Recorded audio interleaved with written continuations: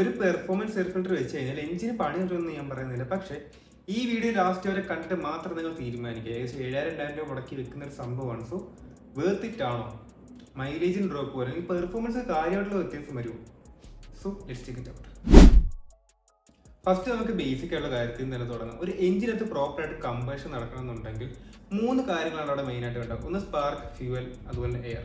ഇന്നത്തെ ഇവിടെ നമ്മൾ ടോപ്പിക് എന്ന് പറയുന്നത് എയർ ആണ്. സോ എഞ്ചിനകത്ത് പ്രോപ്പറായിട്ട് എയർ ഫിൽറ്റർ ചെയ്ത് എത്തിക്കുക എന്നൊരു ജോലിയാണ് എയർ ഫിൽറ്റർ ചെയ്യുന്നത്.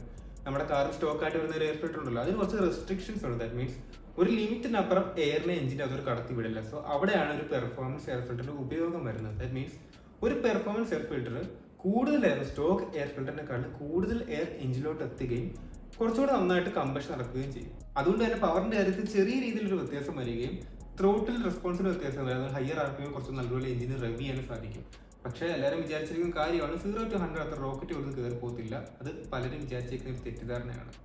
ഓക്കെ, ഞാൻ ഒരു എക്സാമ്പിൾ പറയാം. അപ്പോൾ എനിക്ക് കുറച്ചുകൂടെ ക്ലിയർ ആണ്. ദാറ്റ് മീൻസ് ഒരു കാറിൽ ഒരു drop in performance air filter use ചെയ്യുകയാണെന്നുണ്ടെങ്കിൽ ആ വണ്ടി ഡെയിലി റൈഡിൽ വലിയ കാര്യമുള്ള വ്യത്യാസം നമുക്ക് ഫീൽ ചെയ്തില്ല. പക്ഷേ ഒരു പെട്ടെന്ന് ഒരു വണ്ടി ഓവർടേക്ക് ചെയ്യുന്ന സമയത്ത് അല്ലെങ്കിൽ ഹയർ ആർപിഎം റിവ്യൂ ചെയ്യുന്ന സമയത്താണ് ഒരു പെർഫോമൻസ് എയർ ഫിൽറ്ററിന്റെ മെയിൻ യൂസ് നമുക്ക് ഫീൽ ചെയ്യുന്നത്. ദാറ്റ് മീൻസ് വണ്ടി നല്ല രീതിയിൽ റെസ്പോൺസീവ് ആവും. അതാണ് ഇതിന്റെ ഒരു മെയിൻ ഉപയോഗം എന്ന് പറയുന്നത്. സോ ഇനി അടുത്ത് വരുന്ന എല്ലാവർക്കും ഒരു ഡൗട്ടാണ് മൈലേജിന്റെ കാര്യം. മൈലേജിനെ പറ്റി പറയുകയാണെന്നുണ്ടെങ്കിൽ അത്ര കാര്യമായിട്ടുള്ളൊരു ഇൻക്രീസ് അവിടെ വരുന്നില്ല. That means 1 or 2 kmpl difference വരാം, കൂടുതൽ വരാം. അത് നിങ്ങളുടെ ഡ്രൈവിംഗ് സ്റ്റൈൽ ഡിപ്പെൻഡ് ചെയ്തിരിക്കും. മര്യാദയ്ക്ക് ഒരു എക്കോ മോഡലൊക്കെ ഓടിക്കുകയാണെങ്കിൽ മാത്രമേ ഒരു 1 or 2 kmpl ഇൻക്രീസ് വരത്തുള്ളൂ. അല്ല, അഗ്രസീവ് റൈഡിംഗ് ആണ്, ഹൈ ആർപിഎം റെവ് ചെയ്യുന്നവരാണെന്നുണ്ടെങ്കിൽ മൈലേജ് അത്യാവശ്യം കുറയും. സോ അതിൽ നിന്ന് നിങ്ങൾക്ക് ഒരു കാര്യം മനസ്സിലാക്കാം. എയർ ഫിൽറ്റർ അല്ല നിങ്ങൾക്ക് ഒരു മെയിൻ ആയിട്ട് നിങ്ങളുടെ ഒരു മൈലേജിനെ ഡിപ്പെൻഡ് ചെയ്യുന്നത്. ദാറ്റ് മീൻസ് നിങ്ങളുടെ ഡ്രൈവിംഗ് സ്റ്റൈലാണ്.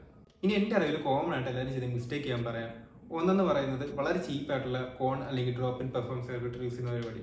അങ്ങനെ ചെയ്ത് കഴിഞ്ഞാൽ നിങ്ങളുടെ പെർഫോമൻസിനെ എഞ്ചിനെ അത് ബാധിക്കും. രണ്ടാമത്തെ എന്ന് പറയുന്നത് മെയിൻ്റെനൻസ് മസ്റ്റാണ്. കാരണം പെർഫോമൻസ് എയർ ഫിൽറ്റർ യൂസ് ചെയ്യുമ്പോൾ പ്രോപ്പറായിട്ട് ഓയിലും കാര്യങ്ങളൊക്കെ ഉണ്ട്. മീൻസ് പ്രോപ്പറായിട്ട് ക്ലീൻ ചെയ്തൊക്കെ യൂസ് ചെയ്തില്ല അല്ലെങ്കിൽ ഓവറായിട്ട് ഓയിലിംഗ് ചെയ്താൽ പോലും നിങ്ങളുടെ സെൻസേഴ്സിനെ ഡാമേജ് ചെയ്യും.